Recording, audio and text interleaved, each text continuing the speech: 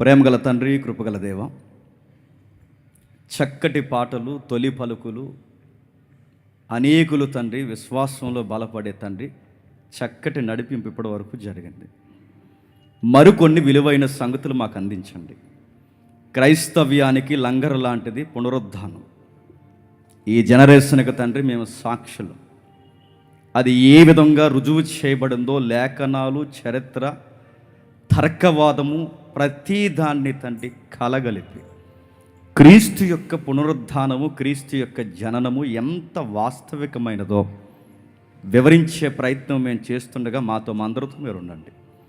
ఎవరునూ కాలయాపనకి ఆచార సాంప్రదాయంగా ఇక్కడ కూర్చుని వెళ్ళిపోక మేము చేపట్టిన తండ్రి, మేము విశ్వసిస్తున్న క్రీస్తు ఎంత ఉన్నతమైన సత్యం కలిగిన వాడు మరొకసారి మా చెవులకు, మా కళ్ళకి తండ్రి మీ వాక్యపు వెలుగులో తండ్రి దర్శింపజేస్తారని ఎదురు చూస్తున్నాం. మాట్లాడండి, బలపరచండి.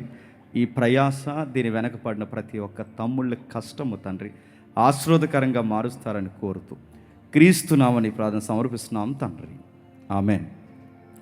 త్వరగా కొన్ని విలువైన సంగతులు మనం చూద్దాం. మత్తయి సువార్త, ఇక దయచేసి ఎవరు అటు ఇటు తిరగొద్దు. మత్తయి సువార్త 27వ అధ్యాయం. మత్తయి సువార్త 27వ అధ్యాయం.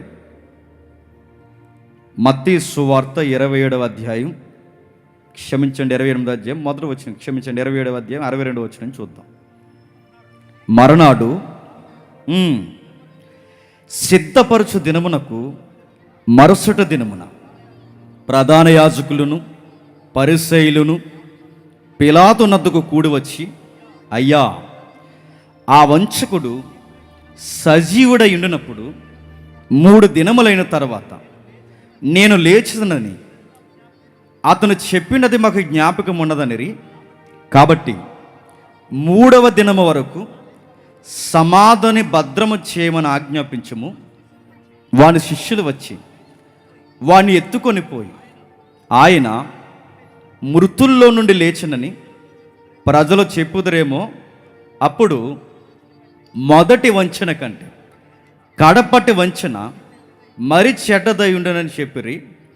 అందుకు పిలాతు, కావలవారు ఉన్నారు కదా, మీరు వెళ్ళి చేతనైనంత మట్టుకు సమాధిని భద్రం చేయడని వారితో చెప్పను. వారు వెళ్ళి కావలవారిని కూడా ఉంచుకొని రాత్రికి ముద్ర వేసి సమాధిని భద్రం చేసిరి. ఆగుతాం. ఎవరి దగ్గర బైబిల్ లేకపోయినా సిగ్గు లేకుండా పక్కవారి బైబిల్ చూడండి.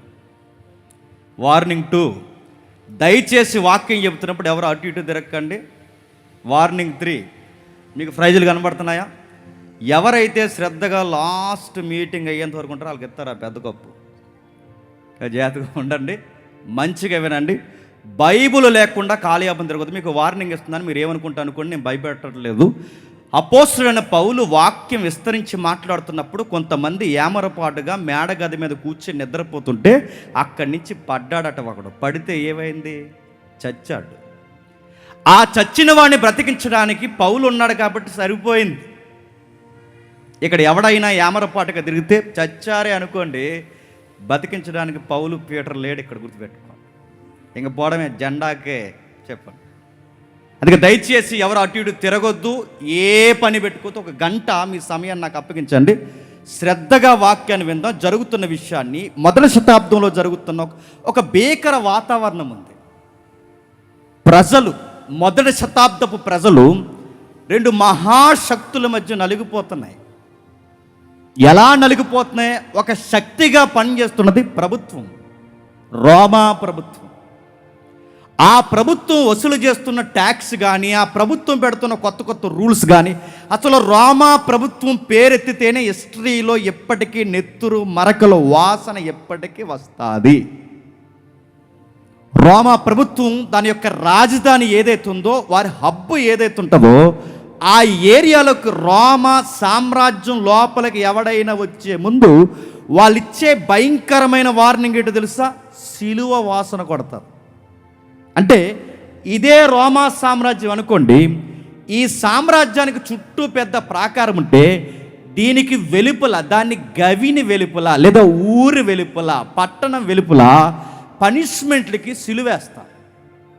రాజద్రోహుల్ని, నమ్మక ద్రోహుల్ని, దేశానికి ప్రజలకి సీడపీడగా మారిన వారిని, వాళ్ళకి ఏదన్నా వ్యతిరేకమైన మాటలు మాట్లాడుతున్నారు అనుకున్న వారిని ప్రభుత్వం ఏం చేస్తుందంటే ప్రజలందరూ చూస్తుండగా కొత్తవాడు ఎవడైనా వస్తే గుండె గుబేలం అనిపోయేలాగా ఆ బయట సిలువేస్తారు. రోమా ప్రభుత్వం దగ్గరకు వస్తున్నప్పుడే వాసన వస్తే శవాల వాసన వస్తుంది. సిటీలోకి వస్తున్నప్పుడే అది వార్నింగ్, మాస్ వార్నింగ్ అన్నమాట. ఎవడైనా ఇక్కడికి వచ్చినప్పుడు రూల్స్ పాటించకపోయినా, ఎవడైనా మేము చెప్పిన కప్పం కట్టకపోయినా వాడు బాడీ ఇలా ఏలాడుతుందని మాస్ వార్నింగ్ రోమా ప్రభుత్వం. అలా సిలువలు ఎక్కడికక్కడే కుప్పల కుప్పలు వేసి ఆ శవాల్ని పక్షులకి, జంతువులకి ఆహారంగా అలా ఎండబెట్టి వదిలేసి మురగబెడితే అది సిటీ ముందుకు వచ్చే లోపే గుప్పున దుర్వాసన వచ్చేది. అలాంటి వాసన వచ్చిన శవాలను మిగిలిపోతే ఆ ముక్కలు పట్టుకెళ్ళి పక్కనే ఈ కర్మేలు ఏదైతే ఉందో ఈ గొలుగొత్త కొండ పక్కనే కెనాల్ ఉంటుంది. ఆ కెనాల్ లోపల ఆ గోతులో ఈ మిగిలిన ముక్కలను పడేసేవారు. ఇలాంటి వాతావరణంలో రోమా ప్రభుత్వం ప్రపంచాన్ని పరిపాలిస్తుంది. ఇలా పరిపాలిస్తున్నప్పుడు ప్రభుత్వాన్ని ఎదిరించేవాడు లేడు. ప్రభుత్వం ఏవైతున్నావో మనుషులకి జరుగుతున్న సహజమైన రావాల్సిన పౌర హక్కులు కూడా రావట్లేదని అడిగేవాడు లేడు. ఎవడు ఏ గొంతెత్తినా ప్రభుత్వం వాడిని నిలువెల్లా తొక్కేస్తుంది. ఇది రోమ ప్రభుత్వం. ఇది ఒక శక్తి. రెండోది ఏంటంటే మేమే నీతిమంతులం, మాకే నీతి తెలుసు, మేము మోతుబర్లం, మేము పెద్దలం, మేము సోకాళ్ళ పురుషులము, మేము రాజనీతిని ధర్మనీతిని ఎరిగిన వారు, మేము చెప్పిందే నీతి అన్నట్టు పరిసయ్యులు శాస్త్రులను ఒక మతము తయారయ్యారు.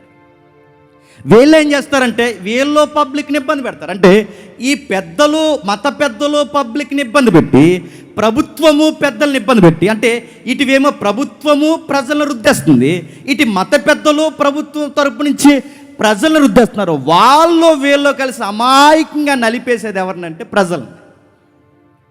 ప్రజలు ఎలా తయారైపోయారంటే రాను రాను అణగారిన దారిద్ర్య రేఖకు దిగజారిపోయారు. హక్కులు లేవు, నైతికత లేవు.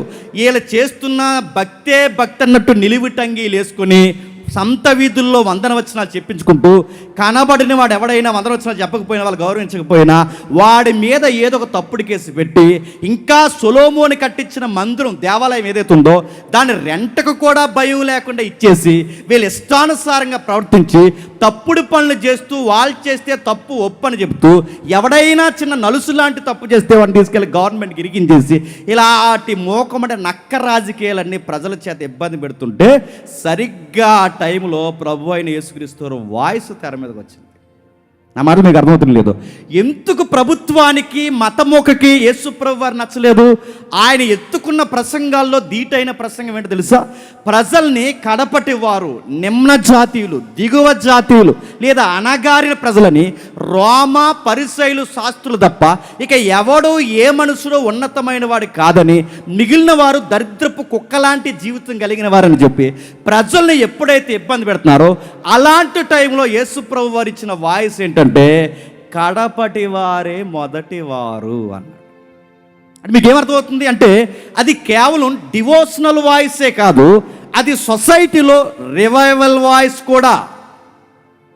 ఎవరైతే తక్కువ వారని పిలువబడుతున్నారో వారే దేవుని రాజ్యంలో మొదటి వరుసలో ఉన్నవారు. ఎవరైతే కడపటి వారని పిలువబడుతున్నారో వాళ్ళే మొదటివారు. మొదటివారు కడపటి వారు అవుతారు, కడపటి వారు మొదటి వారు అవుతారని ఇలాంటి ప్రసంగాలు, ప్రజల మీద ప్రేమ, నైతికత బోధ, ప్రజల్లో చైతన్యం, ఎక్కడికెక్కడ ట్యాక్స్ గూర్చి, పబ్లిక్ గూర్చి, నైతికతను గూర్చి ప్రభు అయిన యేసుక్రీస్తు వారు మాట్లాడుతుంటే మేము నీతిమంతులమని చెప్పుకుంటున్న వాళ్ళ నీతే కాదని, వాళ్ళ ఉపవాసాలే కాదని, వాళ్ళ ప్రసంగాలే కాదని, వాళ్ళ బలమైన ఆజ్ఞల ధర్మశాస్త్రం చేస్తారు కానీ సిటికెన వేలుతో కూడా వాళ్ళ కదపరని, ఈ దొంగ మోతుబర్ల మోకను ప్రజలారా మీరు అసలు నమ్మొద్దని, వాళ్ళ పులిసిన పిండని, వీళ్ళ దేవాలయాన్ని రెంటకి ఇచ్చేస్తున్నారని ఒక్కసారి గలమత్తి యేసుప్రభు మాట్లాడితే అప్పటి వరకు ఉన్న పెద్ద రకం ఒకేసారి యేసుప్రభు ప్రసంగాలకి దిగజారిపోయినట్టు అయిపోయింది.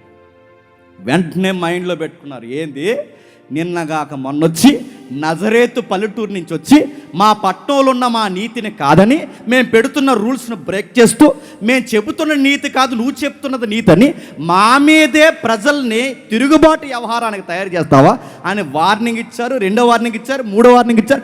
ఎన్ని వార్నింగ్లు ఇచ్చిన ప్రభు అన్నాడంటే మీ దిక్కున కూడా చెప్పుకోండి అన్నాడు.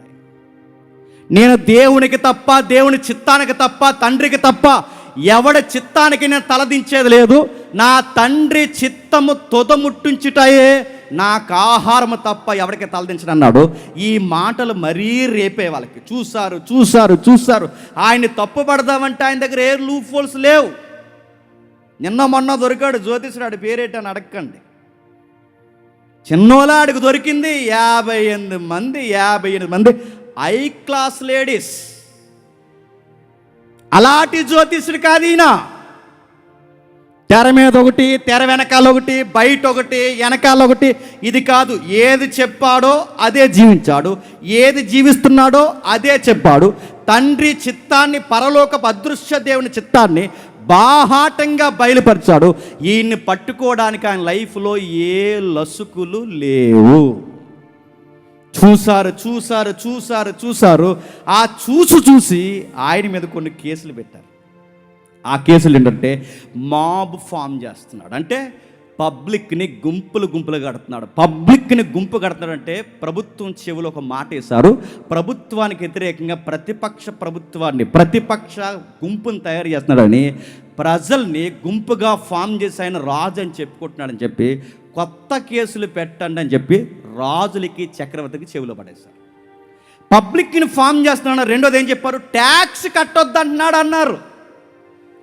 3వది ఏమన్నాడు? మీరు చక్రవర్తిగా ఉండగా రాజా ఫిలాతు, ఇంకా కిందోడు హేరోదు, మీరు చక్రవర్తులుగా కైసరు మీరుండగానే తానే యూదుల రాజు అని చెప్పుకుంటున్నాడు అన్నారు. ఎక్కడైనా ఈ 3 కేసులు ఏవైతే ఆర్గ్యుమెంట్ పెట్టారో ఎక్కడైనా ఆయన చెప్పాడా? చెప్పకపోయినా ఆయన మీద చెప్పించడానికి దొంగ సాక్షులు పెట్టించారు.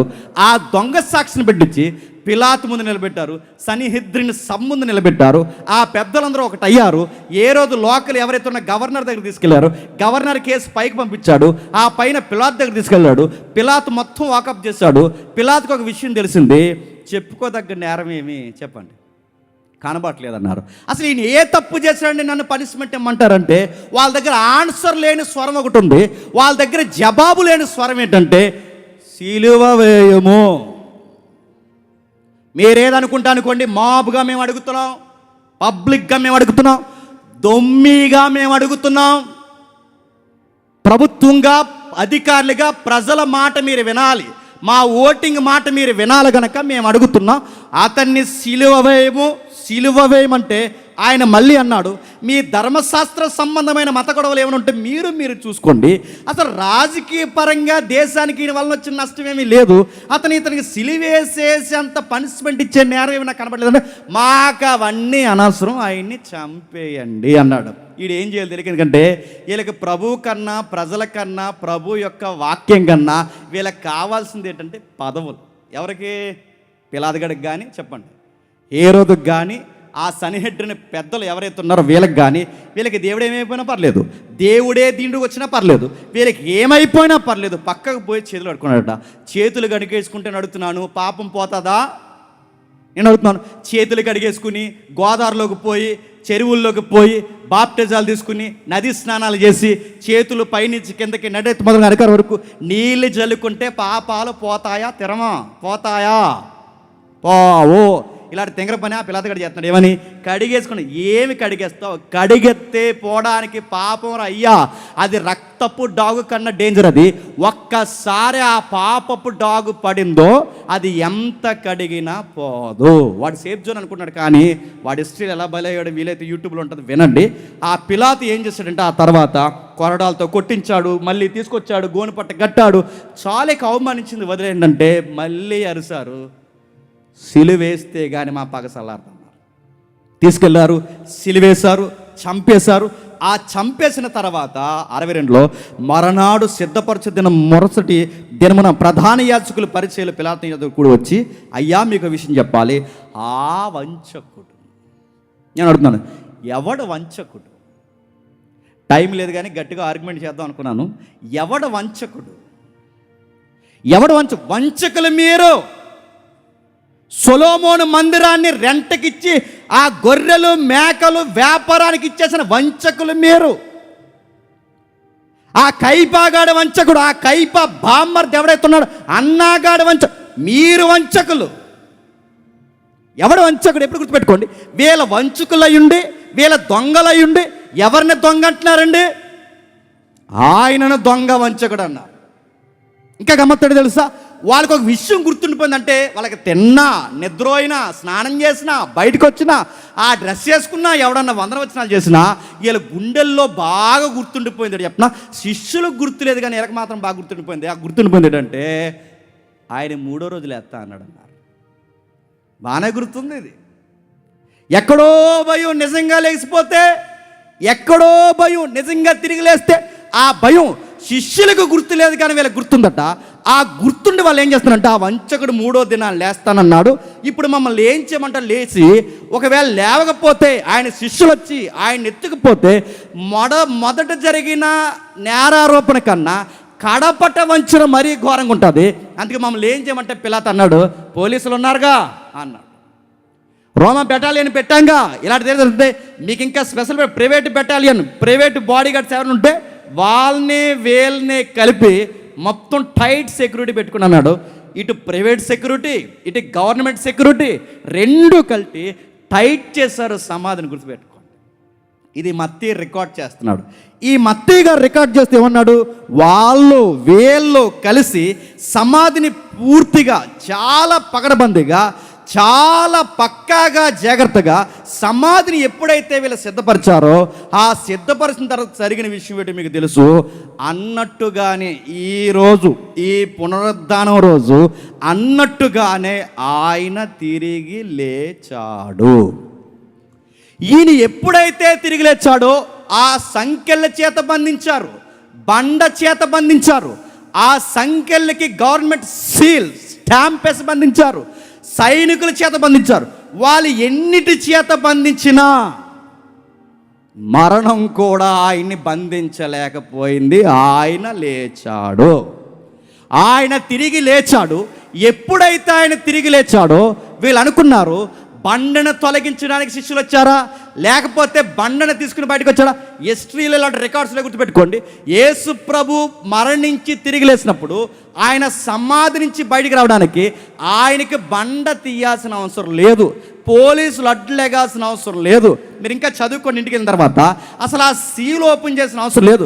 అక్కడి వరకు ఎందుకు, ఆ కట్టిన నార వస్త్రం ఏదైతే ఉందో ఆ నార వస్త్రం కూడా ఇప్పాల్సిన అవసరం లేదు. ఎలాగొన్న అలాగుంటే ఆయన లేచాడు. ఇప్పుడు చెప్పండి, చాలామంది ఇమేజెస్లో చూస్తే మిమ్మల్ని బండని ఇలా తొలగించి ఆయన బయటగా, ఆయన బండ తొలగాల్సిన అవసరం లేదు. మూయబడిన తలుపులు మూయబడిన సమాధి మూయబడి ఉండగానే, ఏది తెరవకుండగానే బయటికి సజీవంగా వచ్చిన ఒకే ఒక వ్యక్తి ప్రభు అయిన యేసుక్రీస్తు. ఆయన తిరిగి లేచాడు. ఎప్పుడైతే ఆయన తిరిగి లేచాడో వీళ్ళకి వెంటనే గుబేలు మంది, వీళ్ళ ప్రైవేట్ సెక్యూరిటీ ఉన్నారుగా, ఈ పరిశీలన శాస్త్రం సంబంధించి వాళ్ళు ఏమంటున్నారంటే 11వ వచనంలో, వారు 28-11 వచనంలో, వారు ఎల్లుచుండగా కావలి వారిలో కొందరు పట్టణంలోనికి వచ్చి జరిగిన సంగతులన్నింటినీ ప్రధాన యాజకులతో చెప్పిరి. కాబట్టి వారి పెద్దలతో కూడా వచ్చి ఆలోచన చేసి చాలా ద్రవ్యం ఇచ్చి మేము నిద్రపోవచ్చుండగా ఆయన శిష్యులు రాత్రి వేళ వచ్చి అతన్ని ఎత్తుకొని పోయిరని వారికి చెప్పమని గట్టి స్టోరీ అల్లేశారట. ఇది అధిపతి చెవిని పడిన మేము అతన్ని సమ్మతింపపరిచి మీకు ఏమీ తొందర కలగకుండా చేద్దామని చెప్పిరి. అప్పుడు వారు ఆ ద్రవ్యం తీసుకొని తమకు బోధింపబడిన ప్రకారం చేసిరి.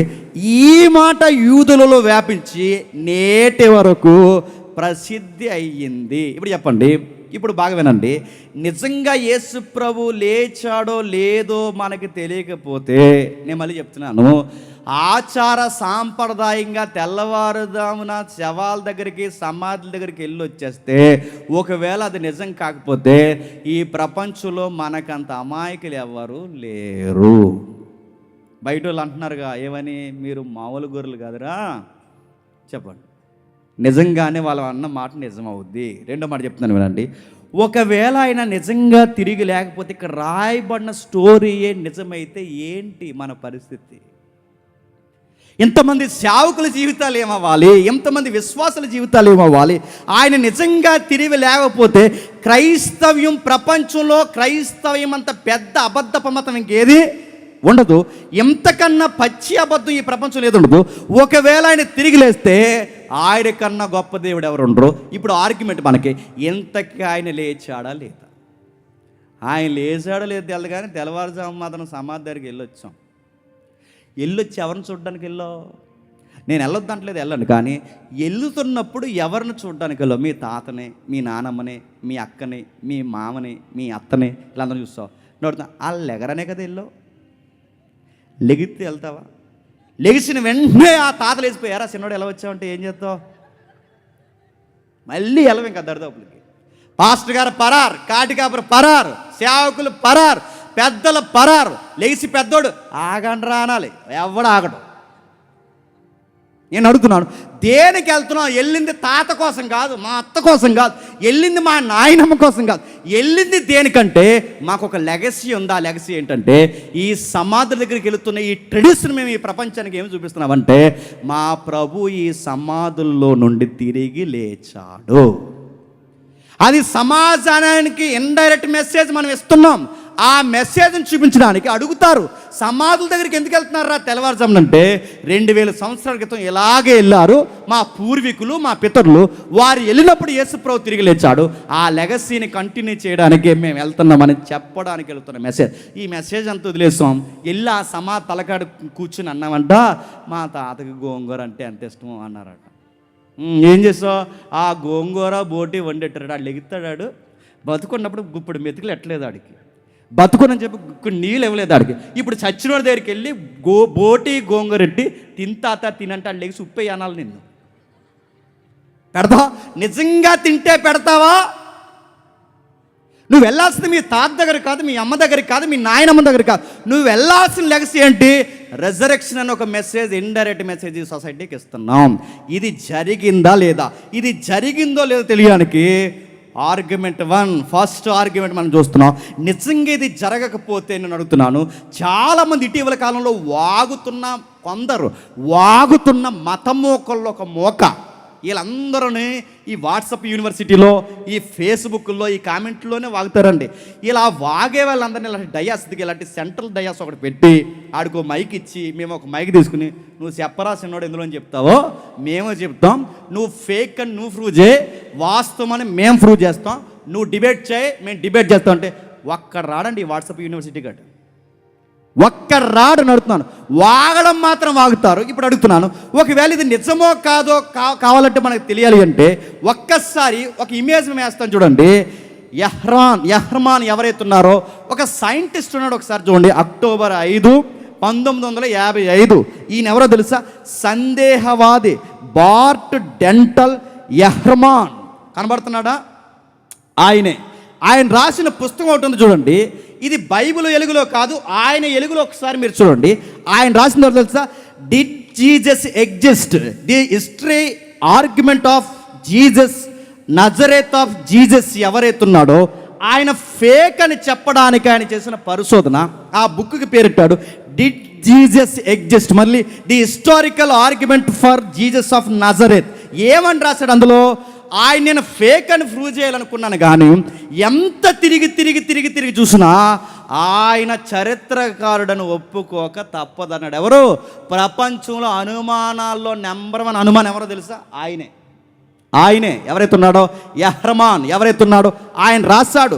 ఆయనే కాదు, నీవు చరిత్రలో ఏ కాస్త చరిత్ర మీద అవగాహన ఉన్న ఏ వ్యక్తినైనా, ఏ చరిత్రకారునైనా అడుగు, ప్రతి చరిత్రకారుడు చెప్తాడు యేసు ప్రభుకి చరిత్ర లేకుండా లేదు, యేసు ప్రభు చరిత్రలో ఉన్నవాడని చరిత్రకారుడైన ఎవడైనా చెప్తాడు. అంటే జీసస్కి హిస్టరీ ఉందంటే ఉంది, ఆయనకి చరిత్ర ఉందంటే ఉంది. అలాంటి చరిత్రలో ఆయన ఉన్నాడనడానికి రెండవ ఆర్గ్యుమెంట్ తెలుసా? ఆయన సమాధి చేయబడిన కార్యక్రమం. మొదటి ఆర్గ్యుమెంట్ ఇలాంటి సైంటిస్ట్ లేదా ఇలాంటి చరిత్రకారుల్ని, ఇలాంటి ఫిలాసఫర్ని, తత్వజ్ఞాని ఎవరైతే ఉన్నారో ఇలాంటి వారిని అడగండి. చరిత్రలో ఈ వాట్సాప్ యూనివర్సిటీ వాళ్ళు ఏం చెప్తున్న గాలి మాటలు కాదు. నిజంగా యేసు ప్రభు చరిత్రలో పుట్టాడని దేవుణ్ణి నమ్మనోడే చెప్పాడు. గుర్తుపెట్టుకోండి, దేవుణ్ణి నమ్మనోడే చెప్పాడు. ఆయనే చెప్పాడు యేసు ప్రభు నిజంగానే పుట్టాడు అని. ఇంకా గమ్మత్తుడు చెప్పిన టైం లేదని ముగిస్తున్నాను త్వరగా. మీరు చూడండి, ఒక జర్నలిస్ట్ ఉంటాడు. తన భార్య యేసుప్రభు నమ్ముకున్న తర్వాత తన భార్య ఏంటి ఎలాంటి మతంలోకి దూరం, అసలు దేవుడు గీవుడు ఎలాంటి ఏమీ లేవు, నువ్వు ఎందుకు నమ్మావని చెప్పి తన విశ్వాసం నుంచి వెనక్కి తీసుకురావడానికి, తనని మోటివేషన్ చేయడానికి ఏదైనా చెబుదామనుకుంటే చెప్పే కొలది దీనికి ఇంకా నమ్మకం పెరిగిపోద్ది. కనుక ఆ జర్నలిస్ట్ ఏం చేశాడంటే మొత్తానికి క్రిస్టియానిటీ యొక్క ఫేక్ అని ప్రూవ్ చేస్తే మొత్తానికి నా భార్యే కాదు ప్రపంచంలో చాలామంది రక్షించిన అవుతారని చెప్పి ఆ వ్యక్తి చేసిన పని ఏంటో తెలుసా, మొత్తం మీద నా భార్య నమ్ముతున్న విశ్వాసం ఆధారం లేని విశ్వాసం ప్రూవ్ చేయాలని మొత్తం స్టడీ చేసిన తర్వాత ఆడికి అర్థమైంది ఏంటంటే మా ఆవిడే రైటు, నేనే రాంగు. చివరికి ఆడు క్రైస్తవుడయ్యాడు. దీని మీద మూవీస్ ఉన్నాయి, దీని మీద అనేకమైన డాక్యుమెంట్స్ ఉన్నాయి, బుక్స్ ఉన్నాయి, మీరు కావాలంటే చదవండి. ఇలాంటివి ఎన్నో జరిగాయి. ఇప్పుడు ఆర్గ్యుమెంట్ 2 రెండో దాంట్లో మనకి ఏం జరుగుతుందంటే, అసలు యేసు ప్రభు చరిత్రకారుడైతే చరిత్ర ప్రకారము ఆయన్ని రోమా ప్రభుత్వం ప్రజల మన్నను చేత సిలువేశారు. ఇది పక్కా, ఆయనను సిలువేశారు. ఇప్పుడు ఆయన సిలువేశారన్నది వాస్తవం అయితే ఆ సిలువ వేసిన తర్వాత ఆయన ఎక్కడ పెట్టారు? సమాధిలో పెట్టారు. ఇప్పుడు ఆర్గ్యుమెంట్, ఆయన సమాధిలో పెట్టింది ఎవరు? ఇందాక ఒక స్టోరీ చెప్పారుగా, శిష్యులు వచ్చి ఎత్తుకుపోయారు అట్లా అడుగుతున్నాను. శిష్యులు వచ్చి ఎత్తుకుపోతే ఆయన్ని శిష్యులు వచ్చి ఎత్తుకెళ్ళిపోతే అసలు సమాధిలో పెట్టింది ఎవరు? పేతురా, యోహానా, యాకోబా? అసలు యేసు ప్రభు వారిని సమాధిలో పెట్టింది ఎవరు? బయట వ్యక్తి. ఆ వ్యక్తి పేరు జోసెఫ్ అరిమతయ. యోసేపు పెట్టాడు. ఇంతకీ అరిమతయ యోసేపు ఎవరు? సన్హెద్రిన్ సభలో ఒక పేరుగాసిన పెద్ద. ఇంతకీ అరిమతయ యోసేపు ఎవరు? ఆ మత్తయి సువార్త మీరు ఇంటికి వెళ్ళగా చదవండి, ఆయన ధనవంతుడు. ఇంతకీ అరిమతయ యోసేపు ఎవరు? ఇటు మత ప్రపంచానికి అటు ప్రభుత్వానికి బాగా పేరు మోసిన వ్యక్తి. ఈయన పెద్ద, సమాజపు పెద్ద, సన్నిహెడ్రిన పెద్ద, ఆ గవర్నమెంట్ తరపున పెద్ద. ఇలాంటి పెద్ద ఆయన యేసు ప్రభుకి బరియల్ జరిగించాడు. ఇప్పుడు డౌటు, ఒకవేళ ఈ నిజంగానే సన్నిహెడ్రిన సభలో అరిమతయ యోసేపు అనే వ్యక్తి లేకపోతే అరిమతయ యోసేపు అనే స్టోరీయే క్రియేట్ చేయబడిన స్టోరీ అయితే మన విశ్వాసానికి ఆధారాలు ఉంటాయా? నేనేం చిన్న విషయాలు మాట్లాడట్లేదు, పెద్ద విషయాలు మాట్లాడుతున్నాను. అర్థమైన వారికి ధన్యత, అర్థం కాని వారు మీ ఆత్మలకు మీరే ఉత్తరవాదులు. రండి, వినండి. కిడ్నీలో రాళ్ళు ఉంటే తగ్గించుకుని వెళ్ళిపోండి అని చెప్పే బ్యాచ్ కాదు మాది, గుర్తుపెట్టుకో. ట్రూత్, వాస్తవం. క్రీస్తు పునరుద్ధానుడు టైటిల్ అది, క్రీస్తు పునరుద్ధానుడు. దానికి మేము ఈ జనరేషన్లో సాక్షులు. అది హిస్టారికల్గా అయినా డిఫెన్స్ చేయడానికి సాక్షులం మేము, అది అపోలోజెటిక్ అయినా డిఫెన్స్ ఇవ్వడానికి సాక్షులం మేము, అది జాగ్రఫికల్ ఎవిడెన్స్ అయినా డిఫెన్స్తో ఆర్గ్యుమెంట్ చేయడానికి సాక్షులు మేము. ఈ జనరేషన్కి మేము బతుకుండగా మా తరానికి మా ఇలాకాలలో మేము సాక్షులు. ఏం జరుగుతుంది? మళ్ళీ చెప్తున్నాను, ఏం జరుగుతుంది? నిజంగా సన్నిహెడ్రిన సభలో అరిమతయ యోసేపు ఉన్నాడా లేడన్నది పాయింట్. ఒకవేళ ఉంటే ఆయన సమాధి ఉన్నదన్నది లేదా పాయింట్. ఒకవేళ ఉంటే ఆయన నిజంగా పర్మిషన్ తీసుకునేదని పాయింట్. అసలు ఈ స్టోరీ, బైబిల్ స్టోరీ ఏదైతే ఉందో ఎగ్జాక్ట్ ఈ స్టోరీ, అరిమతయ స్టోరీ అంతా రోమా చట్టాల ప్రకారం సరిగ్గా సరిపోవాలి. సరిపోకపోతే రిజరెక్షన్ ఫేక్ అవుతుంది. నమ్మాల్సిన అవసరం లేదు. ఏం జరుగుతుంది అక్కడ మీరు జాగ్రత్తగా చూడండి. అసలు యూదుల పెద్దల్లో ఎవరైతే ఉన్నారో సన్నిహెడ్రిన పెద్ద, ఆ సన్నిహెడ్రిన పెద్ద ఎవరైతే ఉన్నారో ఈ అరిమతయ యోసేపు నిజంగా క్రియేట్ చేసిన స్టోరీ అయితే శిష్యులు 4 తన్ని బయటికి లాగి, ఎరా మా పెద్దోళ్ళు ఇలాంటి పేరు ఒకటి ఉందరా, మీరు లేనిపోని పేరు ఒకటి ఎట్టి మా పెద్దల్లోనే ఒకడు ఉన్నాడని మీ అబద్ధానికి సాక్షిగా పెట్టుకుంటారా? ఎవర్రా అరిమతయ యోసేపు అని అడగరా? అలాంటి అడిగిన దాఖలాలు ఉన్నాయా? గమ్మత్తోని చెప్పనా, అరిమత యోసేపు ఎందుకు యేసుప్రభు దేహాన్ని తీసుకున్నాడంటే ఆ మత్తయి సువార్తలో మనకు కనబడుతుంది. ఆయన దేవుని గూర్చియు దేవుని రాజ్యమును గూర్చి ఎదురు చూస్తున్న పెద్ద మనుషుల్లో ఒక పెద్ద అంట. అంటే నికోదేము ఎలా అంటాడో అరిమతయి కూడా అలా అంటాడు. అంటే వాళ్ళ మతంలో ఉన్న మత పెద్దలకు ఉన్న కాస్త దేవుడు, భయము, భక్తి, దేవుని రాజ్యం వీటి కొరకు ఎక్కువ ఆతృత కలిగిన వారు. అరిమతయి యోసేపు దేవుని రాజ్యం కోసం, భక్తి కోసం, దేవుని కోసం భయపడుతున్నవాడు కనుక ఆయన సమాధి దగ్గరికి వెళ్ళే ముందు, ఆయన సమాధిలో పెట్టే ముందు ఆ శవాన్ని ఇమ్మని ప్రభుత్వాన్ని రిక్వెస్ట్ చేశాడు. ఇప్పుడు అడుగుతున్నాను, నిజంగా రిక్వెస్ట్ చేస్తే ఇప్పుడు ప్రశ్న, ఆ బాడీని సరే రిక్వెస్ట్ చేస్తే కనుక తీసుకో అని అంత ఈజీగా గవర్నమెంట్ అనేస్తుందా?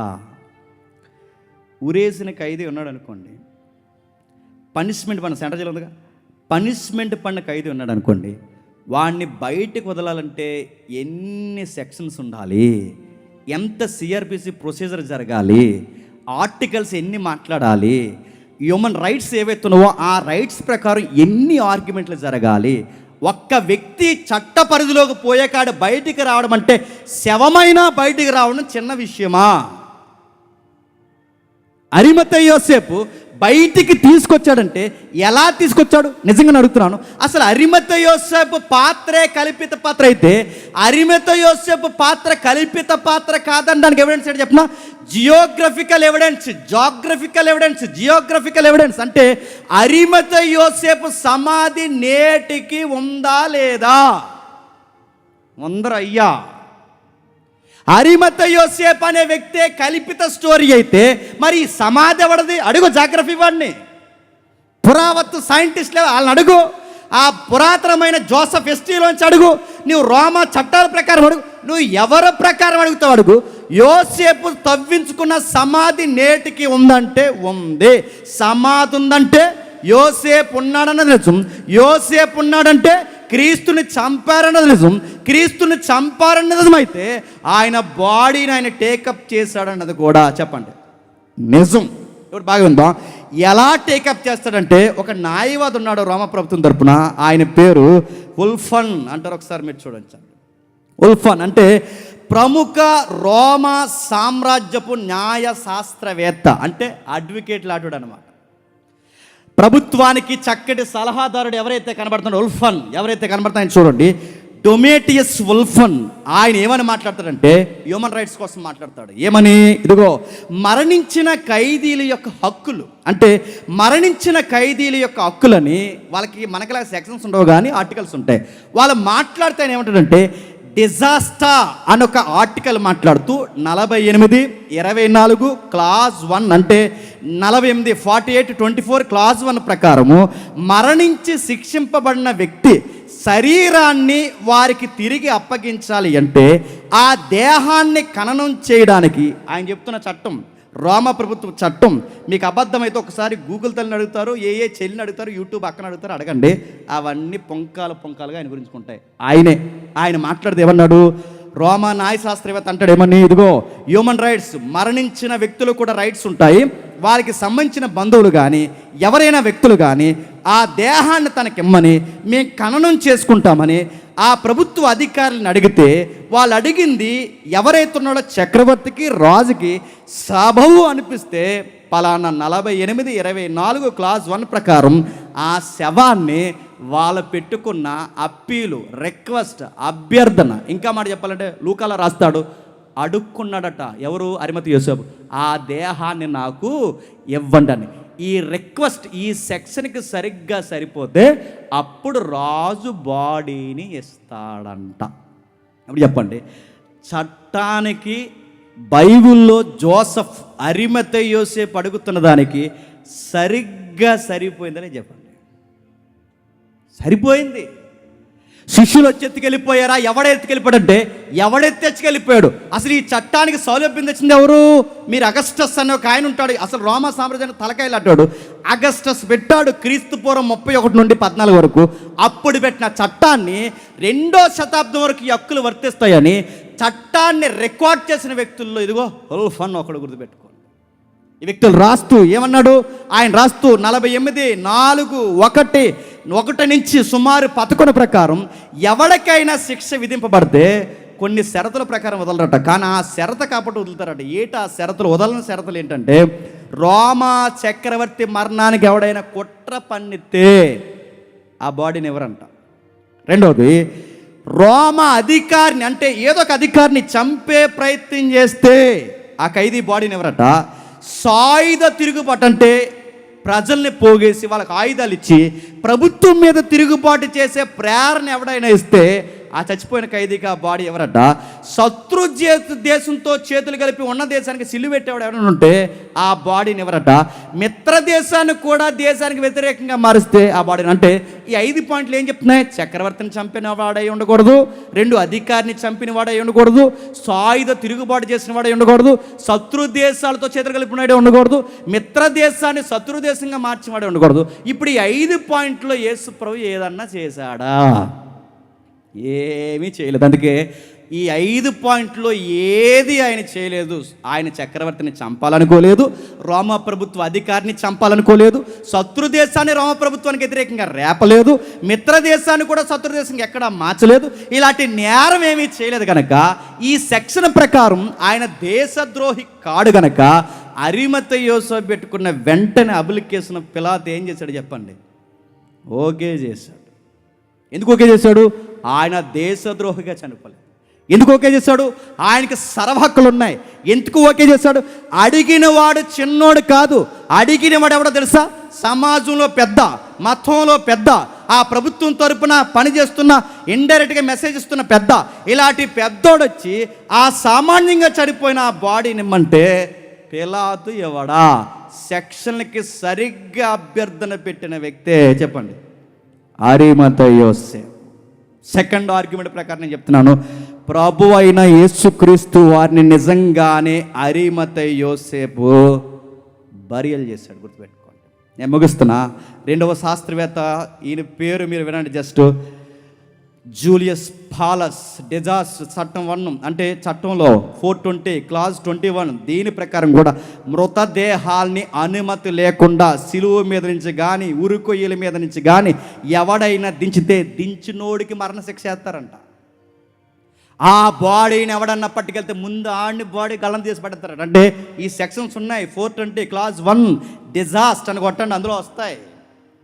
ఏవైతున్నావో ఆ చట్టం ప్రకారం ఎవడైనా బాడీని ఖననం చేయడానికి పట్టుకెళ్ళినా, సిలువ మీద బాడీని దించినా, ఉరుకొయ్యల మీద బాడీని దించినా ఆ దించినోడు సంగతి తెలుసునంటే ఇప్పుడు చెప్పండి. శిష్యులు వచ్చి ఎత్తుకెళ్ళిపోయి ఎక్కడ తిరిగారు? చైనాలో తిరిగారా? శిష్యులు వచ్చి బాడీని ఎత్తుకెళ్ళిపోయి ఎక్కడ తిరిగారు? నడుతున్నారు, రష్యాలో తిరిగారా? శిష్యులు వచ్చి ఎత్తుకెళ్ళిపోయి ఎక్కడ తిరిగారు? ఆ ఇజ్రాయెల్ దేశం ఆ ప్రభుత్వం ముందే తిరిగారు. ఆ ఇజ్రాయెల్ దేశం ఆ ప్రభుత్వం ముందే తిరిగితే వాళ్ళని ఏమన్నా చేయగలిగారా? ఎందుకు చేయలేకపోయారు చెప్పిన? వాళ్ళు ఆ క్రైమ్ చేయలేదు కనుక. వాళ్ళు ధైర్యంగా తిరిగారు అక్కడ. ఎందుకు ధైర్యంగా తిరిగారు? ఎందుకంటే వాళ్ళు ఎత్తుకెళ్ళలేదు, ఏమి చేయలేదు. వాళ్ళు నిజంగా ఎత్తుకెళ్ళిపోతే ఆ ప్రభుత్వం ముందు ఎందుకు తిరుగుతారు? ఆ పెద్దల ముందు ఎందుకు తిరుగుతారు? వాళ్ళ ముందు ఈ సువార్త ఆయన తిరిగి లేచని ఎందుకు చెప్పుకుంటారు? నోరు మీ ఎత్తుకెళ్ళిపోయి మళ్ళీ లేచాడని చెప్తున్నాను. వాళ్ళని కొట్టరా? గమ్మత్తని చెప్తున్నా, అసలు కొట్టే ప్రయత్నాలు చేశారంటే చేశారు. మీరు అపోస్తలుల గారి ఇంటికి వెళ్ళి చదవండి. యాకోబు యోహాల్ని, పేతురులు ఎవరైతే ఉన్నారో ఈ పేతురు యాకోబు యోహాన్ లాంటి వారిని పిలిచి గట్టిగా అపోస్తలుల కార్యంలో కొట్టి ఈ నామమును గురించి కానీ ఆయన పేరుని కానీ సువార్తను కానీ మీరెక్కడైనా చెప్పారు, ఈసారి కొట్టడం కాదు చంపుతామంటే పేతురు యోహాల్ని ఎవరు చెప్పనా? మేము కన్నవాటిని ఎన్నవాటిని చెప్పకుండా ఉండలేమని అడుగుతున్నాను. నిజంగా శవాన్ని ఎత్తుకెళ్ళిపోయినాడంటే శవం కోసం ఎవడైనా శవం అయిపోతాడా? అబద్ధం ఎప్పటివరకు చెప్తామండి? మనకి ఏమి ఇబ్బంది లేనంతకాలం చెప్తాం. ఆ అబద్ధమే మనకు పంపించేస్తుందని కూడా ఏం చెప్తాం? బాబా ఏదో బతుకు తెరుగు కోసం చెప్పండి, ఏదో చెప్పిన వాడిని నన్ను వదిలినట్టు అంటామా అనమా? కానీ శిష్యులు ఏమన్నా తెలుసా? చావనైనా చచ్చిపోతాం కానీ చెప్పండి ఆయనను ఎరగనని మాత్రం అనమన్నారు. అంటే దీన్ని బట్టి మనకేమర్థం అవుతుంది? ఆయన తిరిగి లేచాడు. ఇంకా మీరు కావాలంటే ఇంటికి వెళ్ళి చదవండి, టైం లేదు. ఇంకా మీరు చదవండి. ఎవరైతే ఉన్నారో విల్సమ్ లైన్ చరిత్రకారుడు ఆయన అంటాడు, యేసు ప్రభు బరియలు జరిగిందని చరిత్రలో పచ్చి నిజమని ఖచ్చితంగా అందరూ ఒప్పుకోవాలి. చరిత్ర ప్రకారం ఆయన సమాధి ఎక్కడుందో నేటికి ధృవీకరించొచ్చని విల్సమ్ లైన్ చెప్తాడు. మీరు కావాలంటే వినండి. ఇంకా ఇప్పుడు ఆయన సిలువేశారన్నది వాస్తవం, ఆయన చరిత్రలో ఉన్నాడన్నది వాస్తవం. ఇప్పుడు మళ్ళీ ఆయన సమాధి అరిమతె యోసేపు చేశాడన్నది వాస్తవం, ఆయన సమాధికి పర్మిషన్ బాడీ తీసుకున్నాడన్నది వాస్తవం. ఇవన్నీ వాస్తవం అయితే ఇప్పుడు మనకు కావాల్సిన అత్యధికమైన వాస్తవం ఏంటంటే ఆయన లేచాడా. నేను ముగిస్తున్నాను. ఆయన తిరిగి లేచాడా. మర్చిపోకండి, లాస్ట్ వరకు పెద్ద కప్పిస్తారు. వెయిట్ చేయండి. ఆయన తిరిగి లేచాడా, ఆయన తిరిగి లేచాడా, నిజంగా తిరిగి లేచాడు. చూద్దాం ఒకసారి మత్తయి సువార్త 27వ అధ్యాయం 13వ వచనం. మత్తయి సువార్త 27వ అధ్యాయం 13వ వచనం.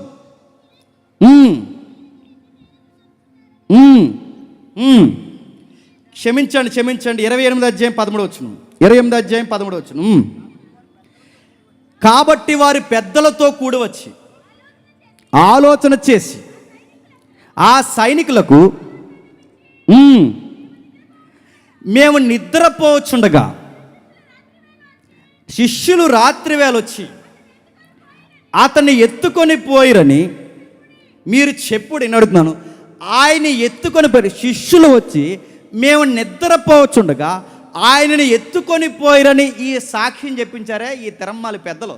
ఈ సాక్ష్యం చెప్పించారు కానీ అడుగుతున్నాను, అదే సాక్ష్యం చెప్పించి ఏళ్ళే సార్ బాడీ ఎత్తుకుపోయారని పేతురు యోహాన్ని 2 తగిలిస్తే బాడీ ఎక్కడుందో నిజంగా ఎత్తుకుపోతే చెప్పరా? చెబుతారా చెప్పరా? అసలు పేతురు సిలువకు ముందు ఒక అమ్మాయి వచ్చి నువ్వు కూడా అందులో వాడివే కాదంటే పేతురు ఏమయ్యాడండి? బెంబేలెత్తిపోయిన ఎవరో నాకు తెల్లన్నాడు. అంతకుముందు శిష్యులు చెట్టుకొకరు పొట్టుకొకరు గొట్టుకొకరు పరారైపోయారు. ఎందుకు? ఆయన సిలువేస్తుంటే ఒక్క నిలబడితే ఒట్టు పాములు పోయినట్టు పోయారు ఎవరికాళ్ళే. కానీ సిలువకు ముందు పరారైపోయిన వారు సిలువ తర్వాత కుందేళ్ల స్థాయిలా సింహ స్వప్నంలా మారిపోయి ఈరోజు సామాన్యులు గలలేతులో పుట్టినవారు, నజరేతులో పుట్టినవారు, చేపల బట్టి సామాన్యులు, విద్యలేని పామర్లు వీళ్ళ ప్రభుత్వం కొడుతున్నా తిడుతున్నా కూడా మేము ఎరక్కండా ఉండలేకపోతున్నాం, ఆయన లేచారని చెప్పకుండా ఉండలేకపోతున్నాం అని వీళ్ళ గట్టిగా చెప్తున్నారంటే ఈ సిలువకు ముందు సిలువ తర్వాత ఈ మధ్యలో ఎంత మార్పు వచ్చిందంటే వీళ్ళ మధ్యలో ఏం చూశారు? ఖాళీ సమాధి చూశారు. ఖాళీ సమాధి చూస్తే ఏమైంది? అందులో ఆయన లేడు, తిరిగి లేచాడు. ఆయన తిరిగి లేచింది వాస్తవం కాకపోతే, నేను అడుగుతున్నాను, ఆయన తిరిగి లేచింది వాస్తవం కాకపోతే ఒక అబద్ధాన్ని భుజాల మీద వేసుకుని ఇండియా వరకు తోమా వచ్చి ఇక్కడ అమాయకంగా చచ్చిపోతాడా? ఇండియన్ హిస్టరీ అడుగుతున్నాను నేను.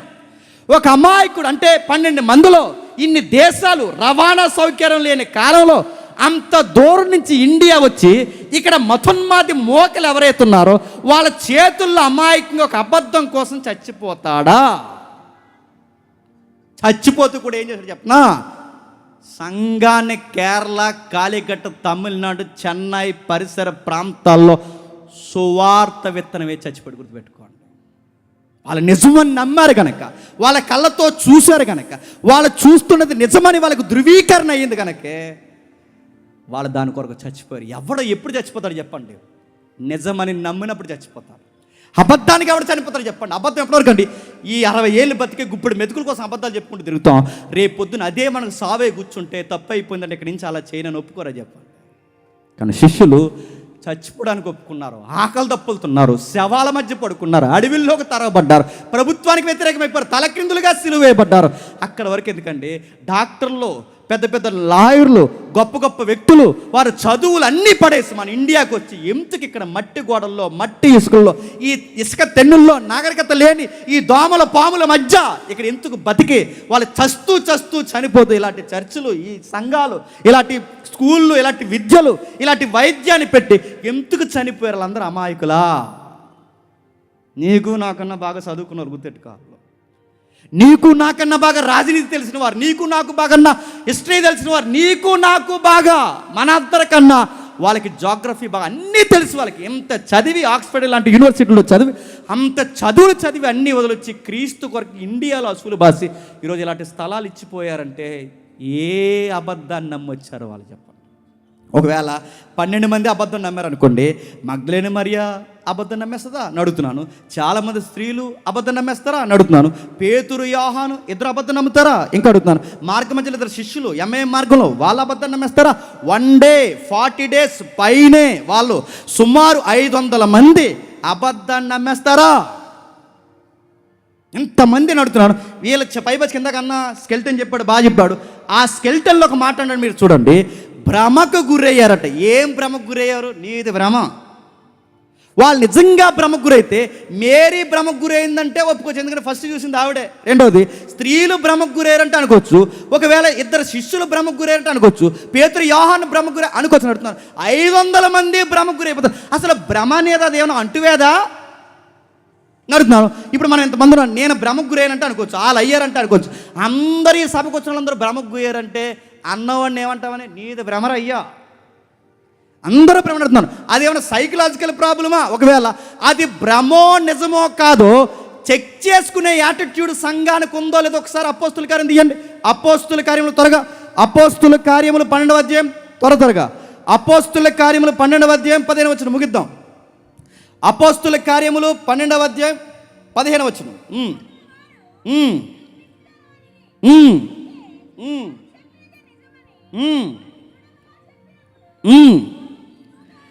ఏంటట అక్కడ జరుగుతున్న విషయం మీకు తెలుసు. యాకోబు గారిని ఏ రోజు చంపేశాడు. నెక్స్ట్ పండక్కి పేతుర్ని చంపేయాలనుకుంటున్నారు. ఈ లోపు పేతుర్ని దేవదూత బయటికి తీసుకొచ్చింది. దేవదూత బయటికి తీసుకొచ్చిన వెంటనే ఆ పేతురు వచ్చాడన్న సంగతి ఎవరు చూసారట? ఓ చిన్నది చూసింది. ఆ చిన్నది చూసి లోపల ప్రేయర్ పెట్టుకుని వాళ్ళు భయం వేసింది వాళ్ళకి. ఎందుకంటే యేసుప్రభు చనిపోయిన తర్వాత ఆ లోపల ప్రేయర్స్ పెట్టుకోవడం తప్ప వాళ్ళు చేసేది ఏమీ లేదు. వాళ్ళ సైనికుల మీద తిరగబడంత బలవంతులు కాదు. వాళ్ళ ప్రభుత్వాన్ని ఎదిరించేంత ప్రభుత్వ అధికారాలకు లేవు. వాళ్ళు చేసేది అలా ఉంటే ప్రార్థన చేసుకోవడం తప్ప ఇంకేమీ చేయలేరు. లోపలికి పోయి ఆ పేతురుని అరెస్ట్ చేసినప్పుడు, యాకోబుని అరెస్ట్ చేసినప్పుడు ఆ లోపలికి పోయి భయంగా కూడుకుంటే పేతురు వచ్చాడని ఆ చిన్నది చెప్తుంటే అన్నారట, అంతా నీ భ్రాంతి, నీ భ్రమ అన్నారట. కానీ గమ్మత్తని చెప్పిన అది మళ్ళీ స్వరం వినబడేసరికి బయటకు వచ్చి పేతురు నిజంగానే వచ్చాడని కన్ఫర్మ్ చేసుకున్నారు. మీకు ఏమర్థమవుతుంది? సంఘానికి ఒక అలవాటు ఉంది. భ్రమ ఏంటో చెప్పండి, నిజమేంటో చెక్ చేసుకునే యాటిట్యూడ్ ఉంది. ఎవడు యేసు ప్రభు తిరిగి లేచింది భ్రమ అన్నది. ఇంకా గమ్మత్తని చెప్పిన ఇప్పుడు ఆయన తిరిగి లేచాడన్నది బాగుంది. కానీ ఇప్పుడు మళ్ళీ కొత్త గొడవ తెర మీదకి వచ్చింది. ఆ గొడవ ఏంటో తెలుసా? యేసు ప్రభు యొక్క ప్రేత వస్త్రం తగెట్టేస్తున్నారు కొంతమంది మోక. వీళ్ళ పూర్తిగా ఇది చదవరండి. వీళ్ళ ఆశల్లా ఏంటంటే ఆయన మావాడే అన్నారంట. మావాడంటే ఏంట్రా? మావాడంటే 40% DNA. తెలుసు కదా ఈ స్టోరీ. నాకు టైం లేదు కనుక నేను 2K కావట్లేదు చెప్పుకుని వెళ్ళిపోతున్నాను. 40% DNA అంటే యేసు ప్రభు పైన గప్పారంటున్నారు ప్రేత వస్త్రం. ఆ ప్రేత వస్త్రం ప్రస్తుతానికి ఇటలీలో ఉంది. ఆ ఇటలీ సైంటిస్టులు ఎవరైతే ఉన్నారో దాన్ని టెస్ట్ చేశారు, డిస్కవరీ చేశారు. దాన్ని డిస్కవరీ చేస్తే అందులో ఉన్న DNA అంటే దాని పైన ఉన్న DNA 38.7% ఇండాస్ పీపుల్తో మ్యాచ్ అయిందంట. అంటే ఇండాస్ అంటే అడుగుతున్నారు, మళ్ళీ 2 జోన్లు ఉంటాయి ఇక్కడ, నార్త్ సౌత్, అది కూడా తెలియాలి. ఇక్కడ ఉన్న వారితో అది మ్యాచ్ అయిందట. ఇది మ్యాచ్ అయితే ఇప్పుడు అందరూ వాట్సాప్ యూనివర్సిటీలు అందరూ కలిసి ఏం చేశారంటే, యేసు ప్రభు ఎవరో కాదు చెప్పండి, మా భారతీయుడు అన్నారు. మరి భారతీయుడు అయితే గొడవ ఎందుకు? నమ్ముకో, నిన్ను నమ్ముకో, రా బాప్టిజం ఇస్తాం రా, మనోడే అన్నప్పుడు నమ్ముకో, నీకు ఇంక జబ్బేటి. మొన్నటి వరకు ఏమో ఎడారి మతం అన్నావు, ఇప్పుడు యేసు ప్రభు ఏమో తీరా డిఎన్ఏలో కాస్త ఏదో సెకండ్ తగిలిందనేసరికి చెప్పండి మావాడే అంటున్నావు. అంటే మొత్తం మీద కలిపేసుకోవాలని ఆశ ఎప్పటి నుంచో మీకుందన్నమాట. గమ్మత్తడి చెప్పిన అసలు యేసు ప్రభు తిరిగి లేచాడనడానికి ఈ ఏదైతే కనబడుతున్న ఈ వస్త్రానికి తమ్ముడు చూపిస్తాడు చూడండి, అసలు దీనికి దానికి సంబంధం ఉందా? మళ్ళీ చెప్తున్నాను, ఈ సైంటిస్టులు కాదు, 100 మంది సైంటిస్టులు వచ్చి చెప్పినా మాకు రైట్ ఆర్గ్యుమెంట్ ఎవిడెన్స్ ఏంటి చెప్పిన? బిబిలికల్ రెఫరెన్స్ గుర్తుపెట్టుకోండి. ఈ రెఫరెన్స్కి మ్యాచ్ అవ్వాలి. దీనికి మ్యాచ్ అవ్వకుండా ఇటలీ నుంచి వచ్చిన, అమెరికా నుంచి వచ్చిన, బ్రిటన్ నుంచి వచ్చిన, ఆస్ట్రేలియా నుంచి వచ్చిన, రష్యా నుంచి వచ్చిన, ఆఫ్రికా నుంచి వచ్చిన, ఇండియా నుంచి 100 మంది వెళ్ళి వాదించిన మాకు అది కాదు, మా ఫైనల్ అథారిటీ బైబిల్, దానికి మ్యాచ్ అవ్వాలి. నడుతున్నాను, ఇది మ్యాచ్ అవుద్దా? మీరు చూడండి, అదే రియాలిటీ. మీరు జాగ్రత్త చూడండి ఒకసారి. అయితే మీరు ఏదైతే మీకు కనబడుతుంది, ఇది ఇప్పుడు కనబడుతుంది ఇటలీలో, ఇది ఉందట. అసలు బైబిల్లో ఈ టైపు వస్త్రం కప్పినట్టు ఎక్కడైనా ఉందండి? అందుకే చరిత్ర చదవమని ఏడిసేది నేను. ఎట్లీస్ట్ సైంటిస్టులు చెప్పారట 40% మ్యాచ్ అవుతుందని. ఏం మ్యాచ్ అయింది? ఆ క్లాత్ పైన డస్ట్ పార్టికల్ ఏదైతే ఉందో అది మ్యాచ్ అయింది. అంటే ఆ పైన డస్ట్ పార్టికల్, అంటే పైన దుమ్మి ధూళి తాకింది ఏదైతే ఉందో అది మ్యాచ్ అయింది. ఆ మ్యాచ్ అయింది ఏదైతే ఉందో ఇండియన్స్తో మ్యాచ్ అయింది అని అడుగుతున్నాను. అంటే ఇక్కడ కూడా ఆలోచించాల్సిన విషయం ఏంటి చెప్పనా? యేసుప్రభుని ఎదుగులాటలో మనవలే ఎక్కువ మంది ఉన్నారన్నమాట. ఈ లెక్కన అర్థమైతే ముఖ్యాంశాలు మరోసారి. అంటే ప్రపంచ దేశాల కన్నా ఆయన గుచ్చి ఎతికే వాళ్ళు చెప్పండి మనవలే ఎక్కువైనా వాళ్ళు ఎతికేది ఎక్కడ ఎదిగితే బాగున్నాను? ప్రేత వస్త్రం దగ్గరికి, ప్రేతల దగ్గరికి నేను ఎక్కడెక్కడికి వెళ్ళి ఎదుగుతాయి కదా, అక్కడ కాదు. బైబుల్ని ఎదుకండి, నీకు అర్థమవుతుంది. ఇక్కడికి వెళ్ళారు, వెళితే ఏముంది అని అడుగుతున్నాను. ఈ ప్రేత వస్త్రం ఇలా కనబడుతుంది, నిలువు టంగి ఇలా కనబడుతుంది. అసలు ఆ టైప్ ఉందా? అది లేదండి. బైబిల్ రెఫరెన్స్ ఉంటే ఒకసారి ఏమని సమాజ్ చేస్తారు ఒకసారి ముగిద్దాం. ఒకసారి యోహాను సువార్త ఆ ఇమేజ్ కూడా రెడీ పెట్టి. యోహాను సువార్త 19వ అధ్యాయం, యోహాను సువార్త 20వ అధ్యాయం మొదలు వచ్చిండండి. యోహాను సువార్త 20వ అధ్యాయం మొదలు వచ్చిండు. ఆదివారమున మగ్దలేని మరియా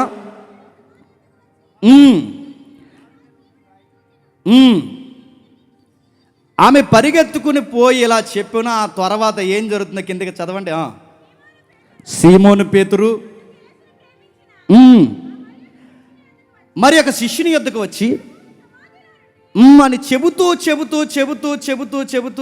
4 వారిద్దరూ కూడి పరిగెత్తుచుండగా, అంటే యోహాను పేతురు పరిగెత్తుచుండగా ఆ శిష్యులు పేతురు కంటే త్వరగా పరిగెత్తి ముందుగా సమాధి వద్దకు వచ్చి వంగి నార బట్టలు పడుండుటయు, నార లెనిన్ క్లాత్, ఆ నార బట్టలు పడుండుటయు కిందకి ఆ నారబట్టలు పడి ఉంటాయో కానీ అతడు సమాధిలో ప్రవేశించలేదు.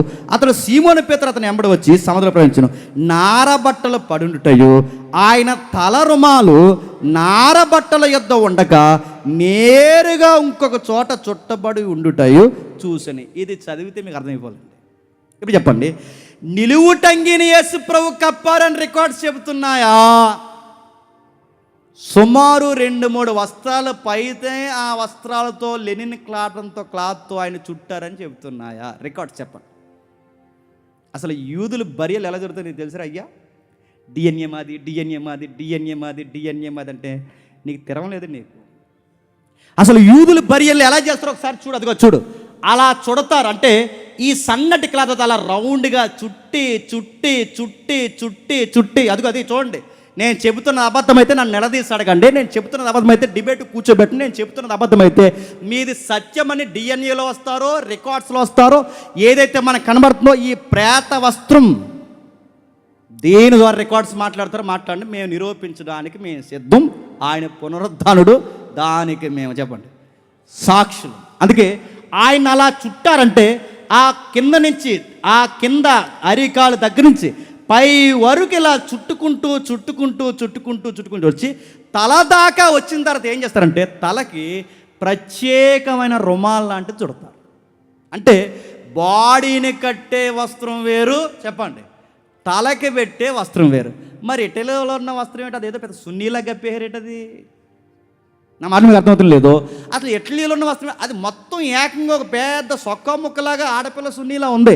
అది ఏంటి? అది ఎక్కడది? అది ఈ రిఫరెన్స్కి అది మ్యాచ్ అవుతుందా?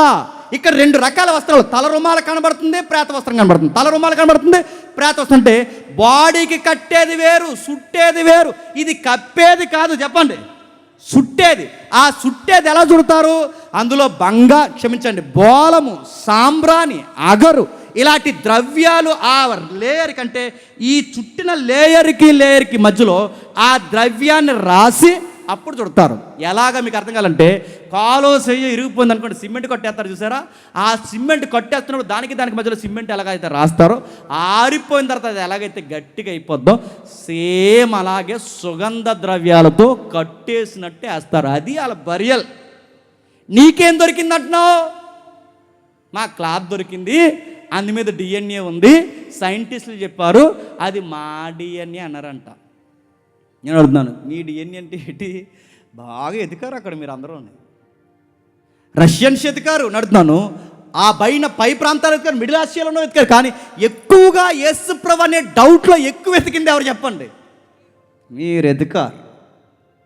అందుకే మన విజన్ ఇది కాదు. అయినా ఈ ప్రేతవస్త్రం చుట్టే ఈ మమ్మీలు ఏవెత్తున్నావో, ఈ మమ్మీలాగా ప్రేతవస్త్రం చుట్టే ఈ అలవాటు జూయిష్ పీపుల్కి ఎక్కడది? 400 సంవత్సరాలు ముగిస్తున్నాను. 400 సంవత్సరాలు ఐగుప్తిలో బానిసలుగా ఉన్నారు ఇశ్రాయేలు, తెలుసుగా. ఆ టైంలో యాకోబు గారు చనిపోయారు, ఆ టైంలో యోసేపు గారు చనిపోయారు. సరిగ్గా ప్రముఖులు ఇద్దరు చనిపోతే ఈజిప్ట్లో యూదులు నేర్చుకున్న కల్చరే చెప్పండి ఈ ప్రేత వస్త్రం చుట్టడం. అక్కడి నుంచి వచ్చింది. నడుతున్నాను, ఈ వస్త్రం జీవించి డిఎన్ఏ మాది అంటే నడుతున్నాను, జీడి చార్ని ఫ్రాన్స్ వ్యక్తి, ఈ వ్యక్తి అంటే సుమారు 13వ శతాబ్దంలో, అంటే మొట్టమొదటిసారి ఈ క్లాత్ని, ఈ వస్త్రాన్ని చార్ని అనే వ్యక్తి, ఫ్రాన్స్ దేశానికి చెందిన వ్యక్తి, ఆ వ్యక్తే మొట్టమొదటిసారి ఈ వస్త్రాన్ని ప్రపంచానికి చూపించాడు. ఆయన చూపించిన తర్వాత ఆ వస్త్రాన్ని ఆ రోజుల్లోనే పోప్ దగ్గర పట్టుకెళ్తే మొత్తం పరిశోధనలకు అప్పగిస్తే 3 యూనివర్సిటీలు తెర మీదకి వచ్చాయి 1988లో. ఆ 3 యూనివర్సిటీలు ఏంటో నేను చెప్తున్నాను, రాసుకోండి కావాలంటే. Oxford University, Zurich University, Arizona University. ఈ 3 యూనివర్సిటీలు కలిసి కార్బన్ డేటింగ్ టెస్ట్ చేస్తే తేలిన ఫలితార్థం ఏంటంటే 1260 నుండి 1390 మధ్య కాలానికి చెందినదే ఈ లెనిన్ క్లాత్ అని తేల్చేశారు. ఇంది మీద ఉన్న డిఎన్ఏ తెచ్చి నువ్వు వాట్సాప్లో పెట్టి, మా ఫేస్బుక్లో పెట్టి, యేసుప్రభు మావాడే తమిళనాడు పుట్టాడు మాకు చెప్తావు నువ్వు. వినేవాడు ఉంటేనండి చెవిలో పూలెట్టడమే కదండి, చెప్పండి, చెట్లు కొమ్మలు. అందుకని అడుగుతున్నాను, మీరు ఎప్పుడు మీ బాధలు ఏంటంటే యేసుప్రభుని కలిపేసుకుందామనే చూస్తారు. ఇక్కడంట నలంద విశ్వవిద్యాలయంలో యేసుప్రభు నేర్చేసుకున్నాడట. నేర్చుకున్నాడట? నేర్చేసుకుని ఇజ్రాయెల్ దేశానికి వెళ్ళి శిష్యులకు చెప్పాడట. అడుగుతున్నాను, నిజంగానే ఇక్కడ ఏదో ఇండియన్ కల్చర్లో యేసుప్రభు నేర్చుకుని వెళితే ఎక్కడైనా ఒక్క స్లోగన్ చెప్పాడండి బైబిల్లో? అయినా ఒక్క స్లోగన్, సంస్కృతి స్లోగన్, సాంస్క్రిట్ స్లోగన్ ఒక్కడ చెప్పాడా? ఎక్కడైనా యోగా కోసం చెప్పాడా? ఎక్కడైనా చెప్పాడు? అసలు ఇక్కడ వచ్చాడు ఆయన ఇండియన్ అంటే. మరి మరియమ్మ ఎవరు? పాకిస్తానా?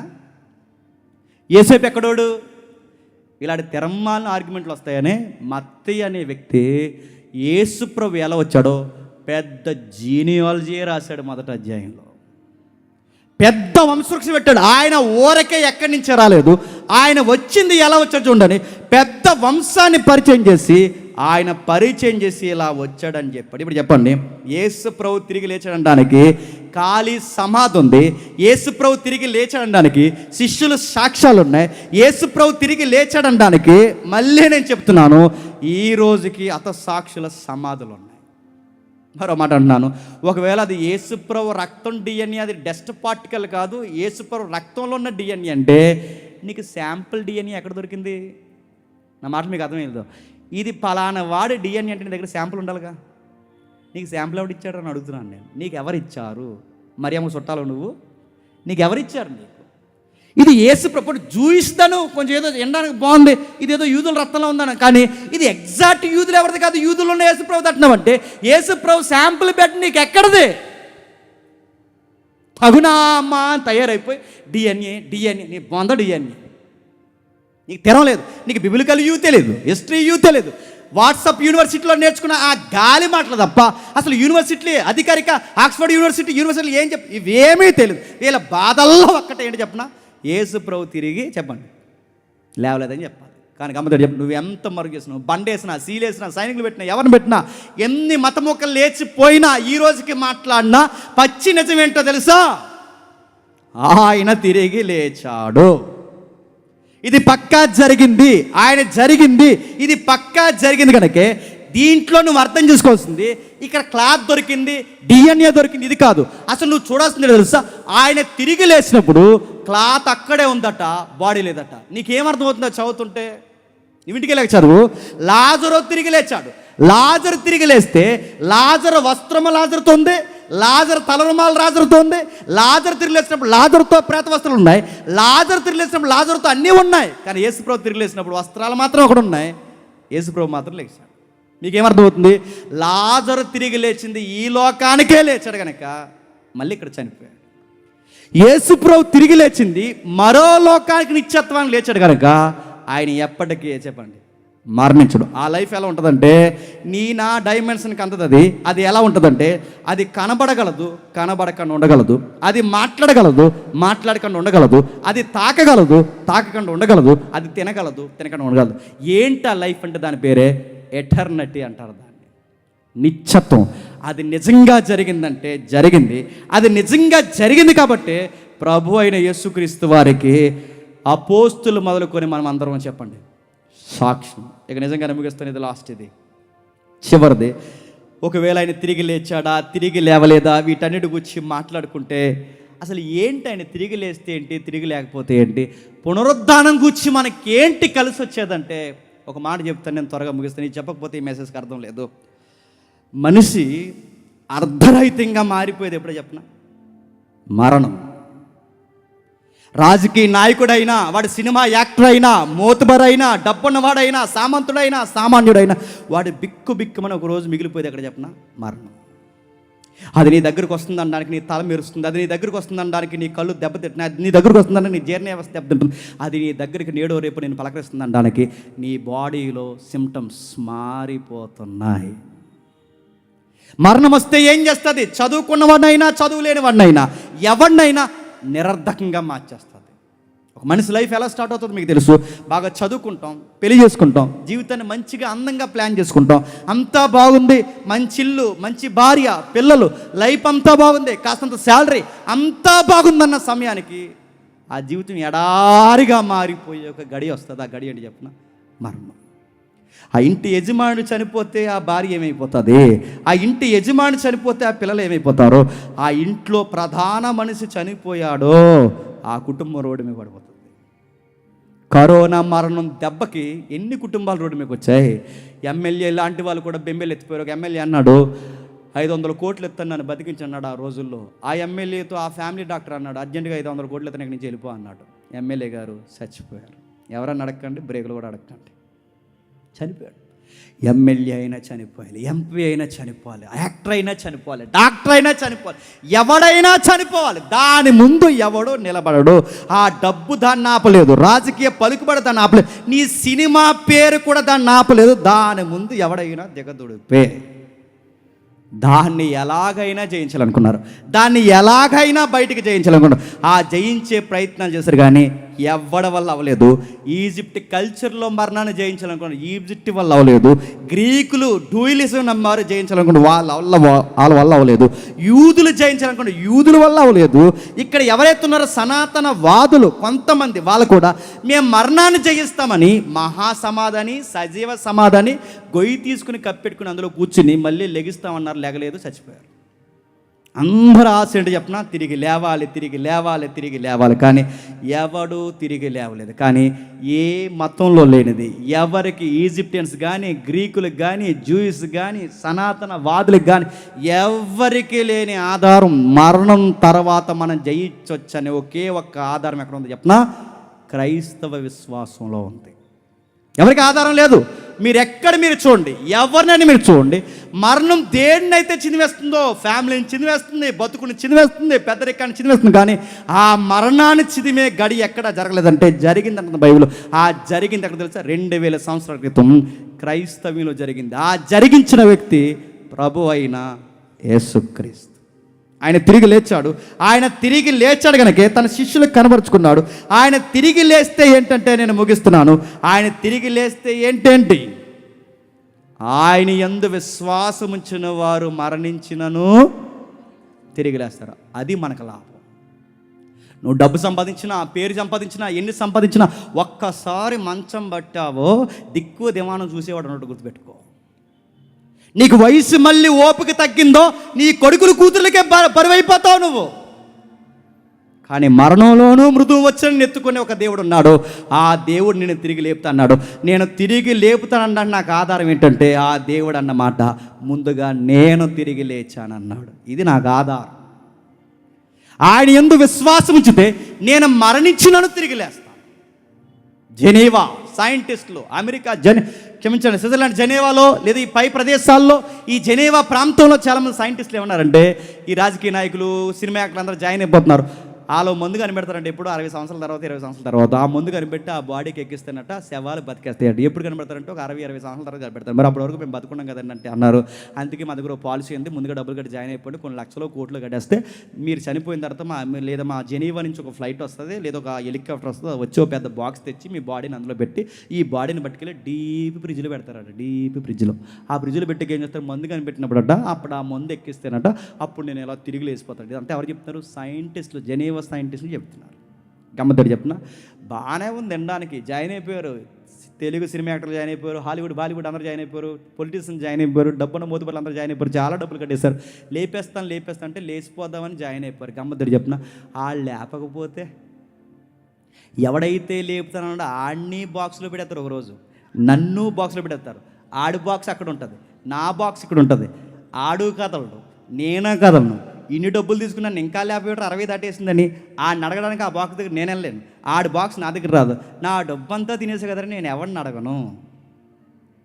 గమ్మద్దని చెప్తున్నా, జెనీవా సైన్స్ ఇచ్చిన హ్యూమన్ జీనోమ్ ప్రాజెక్ట్ రైట్ అని నమ్మాలి అంటే ఆ స్టేట్మెంట్ ఇచ్చిన సైంటిస్ట్ ముందుగా తిరిగి లేవాలి. అప్పుడు చెప్పు ప్రపంచానికి. కానీ జెనీవా చెప్పింది జరుగుతుందో లేదో నాకు తెలియదు, కానీ నువ్వు నమ్మిన జీసస్ క్రైస్ట్ స్టేట్మెంట్ ఇచ్చాడు, నిజంగా తిరిగి లేచాడు, మళ్ళీ వస్తానన్నాడు, నేను తిరిగి లేపుతానన్నాడు. నమ్మే అంతే. ఈ పునరుద్ధానాన్ని దీన్ని నమ్మితే ఏమో తెలుసా, థీస్ట్కి ఎథిస్ట్కి ఒక్కసారి లాస్ట్ ఇది ఒకసారి చూడండి, ముగిస్తాను. ఎథిస్ట్ అంటే దేవుని నమ్మనవాడు, థీస్ట్ అంటే దేవుని నమ్మనవాడు. థీస్ట్ డిఎల్ మూడి, ఎథిస్ట్ ఎవరైతున్నాడో అక్కడ మనకు కనబడుతుంది రాబర్ట్ జీ ఇంగర్సోల్ ఎవరైతున్నారో వీళ్ళిద్దరు మీరు చూడండి. ఇంగర్సోల్ అంటే ఒక నాస్తికుడు, డిఎల్ మూడి దేవుడిని నమ్మనవాడు. డిఎల్ మూడి ఎవరైతున్నారు, ఇంగర్సోల్ ఎవరైతున్నారు, ఇద్దరు అమెరికన్స్ ఒకే రోజు చనిపోయారు. ఒక ఎథిస్ట్, ఒక థీస్ట్ అంటే దేవుని నమ్మనోడు, దేవుని నమ్మినవాడు, దేవుని నమ్మనవాడు ఇద్దరు ఒకే రోజు చనిపోతే ఈ ఎవరైతున్నారు ఇంగర్సోల్ ఇంట్లో అందరూ స్నేహితులు, బంధువులు అందరూ ఇంట్లో అందరూ ఏడుస్తున్నారు. కానీ డిఎల్ మూడి ఇంట్లో ఎవరు ఏడవట్లేదు. ఎందుకు చెప్పినా, డిఎల్ మూడి సువార్త ప్రకటించి చనిపోయాడు. ఇంగర్సోల్ దేవుడు లేడని చెప్పి చనిపోయాడు. లేడని చెప్పిన వాడు చనిపోతే ఇంట్లో ఉన్న బంధువులు అందరూ ఏడుస్తున్నారు. దేవుడు ఉన్నాడని చెప్పిన వాడు ఇంట్లో ఎవరు ఏడవట్లేదు. ఎందుకు ఏడవట్లేదు అంటే మా దేవుడు సజీవుడు, మళ్ళీ డిఎల్ మూడిని ఒకరోజు మేము చూస్తామని కుటుంబం అంతా అమెరికా ప్రపంచానికి సాక్ష్యం ఇచ్చింది. ఇప్పుడు చెప్పండి, రెజరెక్షన్ అంటే ఏంట్రా అంటే మాకు జబ్బొచ్చి చచ్చిపోయినా, మమ్మల్ని ఎవడైనా చంపేసినా, మా రోగాలతో మా ఇబ్బందులతో మేము చనిపోయినా మాకు భయము లేదు. మా ధైర్యం వల్ల చెప్పినా మేము క్రీస్తునందు నిద్రించినను మరణించి తిరిగి లేస్తాం. ఆయన వస్తాడు, తమ వరసల్లో తిరిగి లేపుతాడు. ఇది మా రెజరెక్షన్ మెసేజ్. ఇది కాదని ఎవరైనా అనగలరా చెప్పండి? దీన్ని ఎవరైనా వద్దని అనగలరా? అందుకే చావులో ప్రతి ఒక్క వ్యక్తి జీవితం బయటపడిపోద్ది. చావులో సువార్త నమ్మిన వారికి, నమ్మని వారికి ఇక్కడే మనకి తేడా తెలుస్తుంది. నమ్మినవాడు చావును ధైర్యంగా తిరుక్కుంటాడు, నమ్మనివాడు జ్వరం వచ్చిందంటేనే భయపడిపోతాడు. డాక్టర్ గారు అన్నారట, ఒకడు వచ్చావా ఎవరినైనా తీసుకొచ్చావా అనగానే 2 మోసం అయిపోయినంటే వీడికి, ఎవరికి అన్నీ భయం వీడికి.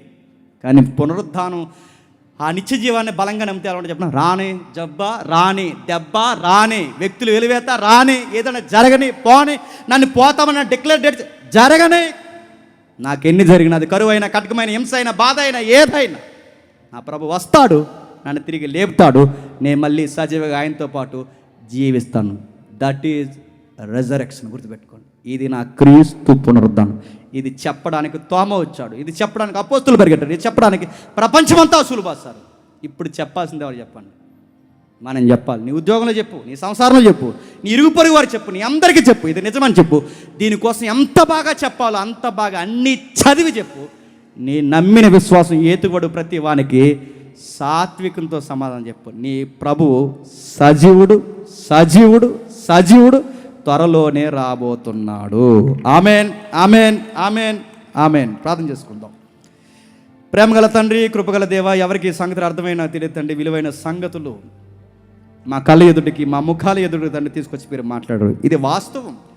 ఇలాంటి సంగతులు తండ్రి మేము నమ్ముతున్నందుకు మేము ధన్యులం తండ్రి. మేము నమ్మిన విశ్వాసానికి ఆధారం లేని విశ్వాసం కాదు, బలమైన సాక్ష్యాలు ఉన్నాయి, కాదనలేని సాక్ష్యాలు ఉన్నాయి తండ్రి. ఇలాంటి విలువైన వర్తమానం మాకు అందించి మరొక్కసారి మా విశ్వాసాన్ని బలపరచడం మీ స్తుతులు, స్తోత్రములు. మిగిలిన పెద్దల్ని, మిగిలిన కార్యాన్ని మీ చేతులకు అప్పగిస్తూ, దీని వెనకాల పడిన ప్రతి ఒక్క వ్యక్తి కష్టాన్ని దీవిస్తారని కోరుతూ, మా శత్రువులు, మిత్రుల్ని అందరినీ మీ చేతులకు అప్పగిస్తూ, క్రీస్తు